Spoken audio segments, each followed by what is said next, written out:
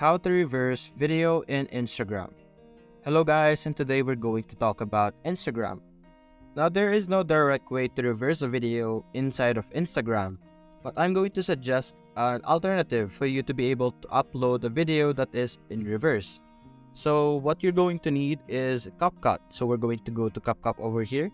And as you can see here, I have a video preloaded in our project. And what you're simply going to do is you're going to look over here below. We have a lot of options here like split, speed, animation, styles, delete, and many more. What we're simply going to do is we're going to scroll to the right. And as you can see here, there is this option over here called reverse.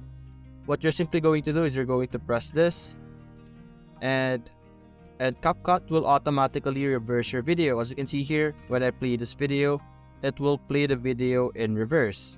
Now the original video is this one, as you can see here. This is the original video. And this one is the reversed video. And after doing this, you're simply going to press on the arrow on the top right.